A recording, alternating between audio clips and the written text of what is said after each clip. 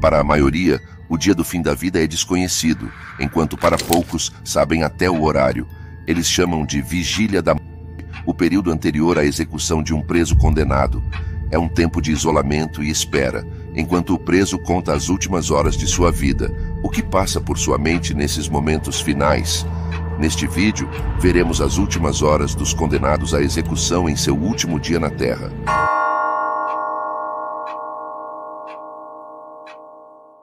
Ted Bundy. Ted é um famoso em série e violentador de corpos, considerado um dos criminosos mais famosos do século XX. Entre 1974 e 78, Bundy se dedicou a abusar e tirar a vida de várias mulheres em diferentes lugares como Washington, Oregon, Colorado, Utah e Flórida. Em 79 e 80, Bundy enfrentou 2 julgamentos nos quais se representou a si mesmo, já que havia frequentado a faculdade de Direito por alguns anos e sabia como se comportar em um tribunal. Sempre parecia calmo, confiante e despreocupado durante o interrogatório. No entanto, as provas apresentadas contra ele eram irrefutáveis e no final de 1979 ele foi condenado à morte em 2 ocasiões. Mas isso não marcou o fim para Ted Bundy. Em 80, ele enfrentou outro julgamento pelo homicídio de Kimberly Lyric, uma menina de apenas 12 anos que foi sua última vítima na Flórida. Lá ele foi condenado à morte por eletrocução pela 3ª vez. Ele passou quase uma década esperando sua execução na prisão estadual da Flórida, também conhecida como prisão de Stark. Como é comum com os condenados a terem sua vida tirada, Bundy tentou apelar sua sentença várias vezes. Enquanto continuava apelando, ele começou a conceder entrevistas. Nessas entrevistas, Ted falava sobre seus crimes e seu processo mental, embora se certificasse de falar na 3ª pessoa. Ele falava de sua carreira como ladrão e confessava que a maioria de suas propriedades de valor era roubada. Ele se deleitava com o fato de que se quisesse algo, saía e pegava sem pagar. É muito provável que essa mentalidade tenha influenciado sua decisão de violentar e tirar a vida de suas vítimas brutalmente.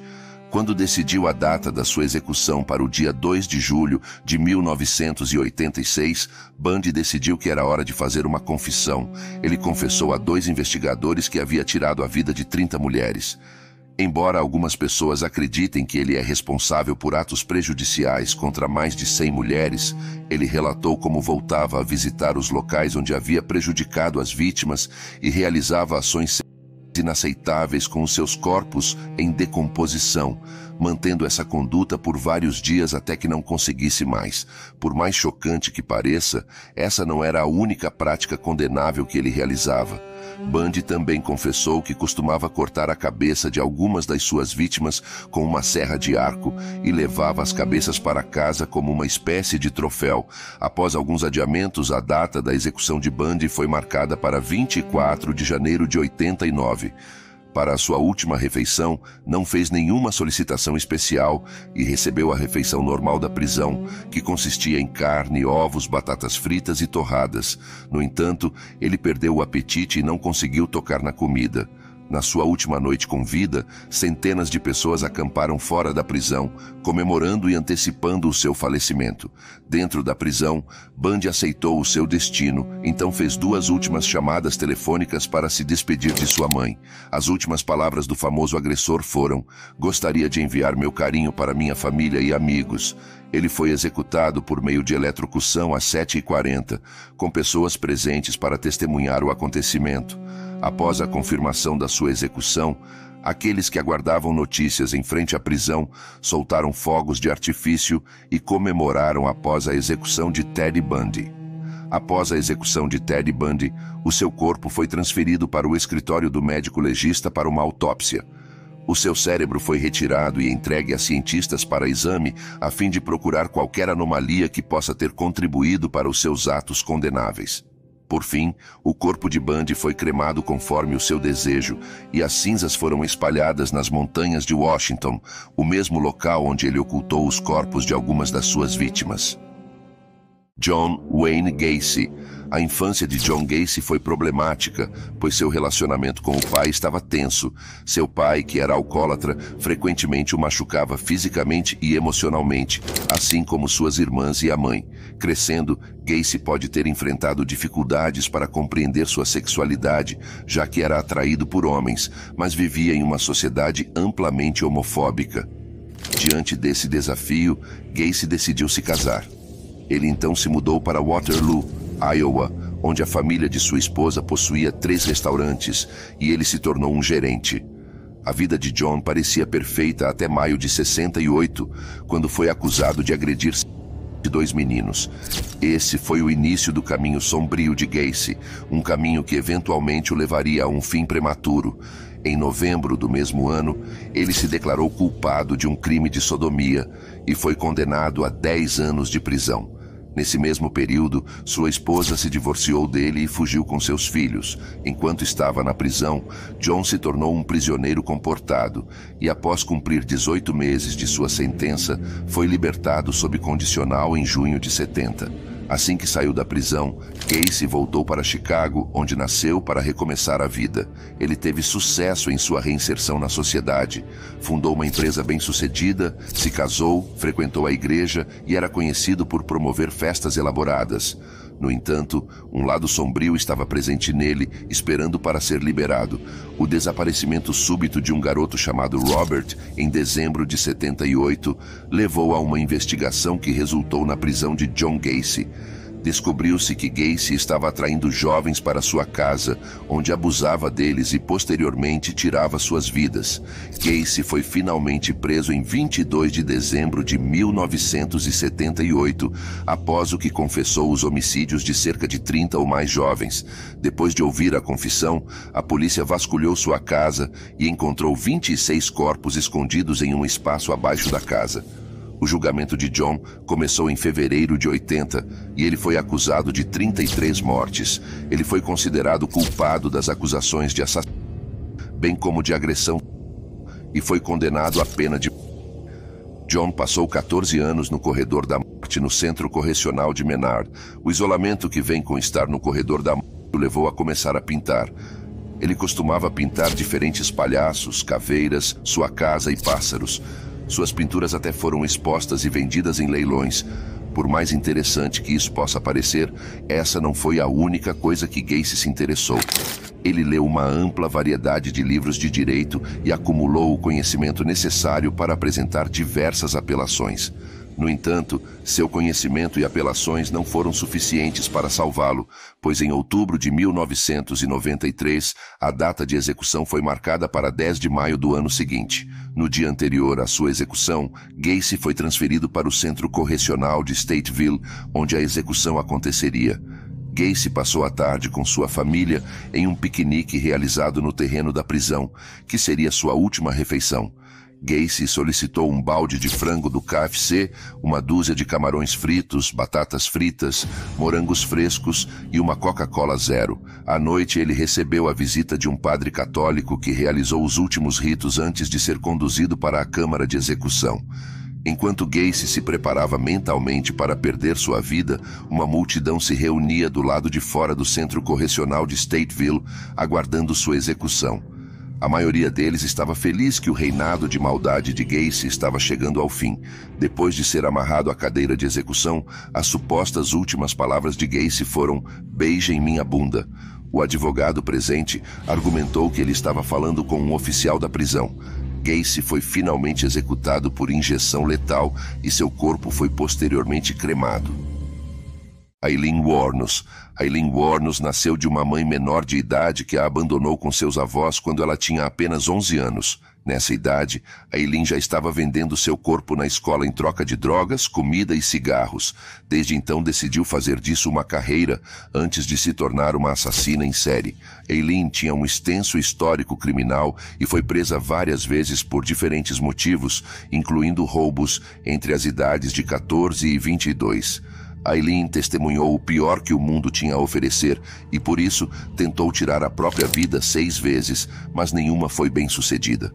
Enquanto trabalhava como prostituta, Aileen desenvolveu uma sede de sangue e a desencadeou entre 1989 e 90. Ela tirou a vida de 7 homens com idades entre 40 e 65 anos e ficou conhecida como a Dama da Noite. Aileen foi eventualmente presa na Flórida e acusada do homicídio de 6 homens. Durante o julgamento, o ônus alegou que os assassinatos foram cometidos em legítima defesa, pois estava sendo agredida pelos homens. Embora tenha sido diagnosticada com transtorno de personalidade borderline e transtorno de personalidade antissocial, Aileen não foi absolvida. A acusação argumentou que ela cometeu os crimes por ganho financeiro. Até fevereiro de 1993, Aileen foi condenada à pena de morte 6 vezes por todas as vidas retiradas, exceto 1. Desde o momento de sua prisão até a execução, Aileen passou 12 anos esperando sua própria execução. Sua estadia no corredor da morte foi marcada por altos e baixos, pois ela começou a fazer algumas alegações estranhas. Em 2002, ela acusou os guardas da prisão de adicionar saliva, urina e sujeira à sua comida. Ela afirmou que os funcionários da prisão estavam trabalhando duro para frustrá-la, a ponto de tentar tirar sua própria vida antes da execução. No final das contas, Aileen reclamou de uma longa lista de coisas, incluindo baixa pressão de água, mofo em seu colchão, algemas apertadas e muitas outras. Essas reclamações constantes sobre suas condições de vida podem ter sido uma tentativa de ter sua pena retirada ou de obter um perdão, mas seja qual for o caso, essa tática nunca funcionou. Nas semanas que antecederam sua execução, Aileen concedeu entrevistas em que afirmou que sua mente estava atormentada. Ela também falou sobre como se sentia em relação à maneira como estava sendo retratada na mídia. Aileen sentia que estava sendo injustamente retratada como um monstro e também estava sendo representada como uma tirana sem escrúpulos e sem consideração pela vida humana. Aileen foi executada por injeção letal em 9 de outubro de 2002. Em sua última refeição, ela não solicitou nada além de uma xícara de café. As últimas palavras que ela proferiu foram: "Sim, eu gostaria apenas de dizer que estou navegando com The Rock e vou voltar como no dia da independência com Jesus, 6 de junho, como na nave-mãe do filme Grande Mãe, e vou voltar, vou voltar." Aileen foi a segunda mulher a ser executada na Flórida desde a reintrodução da pena de morte em 76. Após sua execução, seu corpo foi cremado e suas cinzas foram entregues a seu amigo de infância, Don Botkins, que manteve a amizade com ela, apesar de seus crimes. Botkins levou as cinzas para Michigan e as espalhou sob uma árvore. Enquanto estava viva, Aileen adorava ouvir o álbum Tiger Lily de Natalie Merchant e solicitou que uma música do álbum fosse tocada em seu funeral, um pedido que foi eventualmente atendido. Barbara Graham. Barbara Graham, aos 22 anos, já estava trabalhando como meretriz, onde se envolveu com jogos de azar e o uso de substâncias ilegais. Ela fez amizade com criminosos conhecidos que a introduziram a todo tipo de atividades criminosas. Após 3 casamentos mal-sucedidos no passado, Barbara se casou com Henry Graham em 1953, que trabalhava como barman, mas era um criminoso viciado de baixo nível. Barbara logo fez amizade com os amigos de seu marido, que também eram criminosos, e em pouco tempo começou a conviver com pessoas como Jack Santo e Emmett Perkins. A amizade de Barbara com Jack Santo e Perkins mais tarde a levaria a cometer seus piores crimes e eventual morte. Conforme a amizade deles florescia, Barbara iniciou um caso com Perkins, que lhe contou sobre seus planos de roubar uma mulher idosa que supostamente guardava grandes somas de dinheiro e joias caras em sua casa. Quando o plano estava definido, Barbara, Santo, Perkins e outros 2 cúmplices foram à casa da mulher, reviraram tudo, a machucaram brutalmente a ponto de tirarem a vida da senhora. Apesar de seus melhores esforços, o roubo não foi bem sucedido, pois não encontraram dinheiro algum.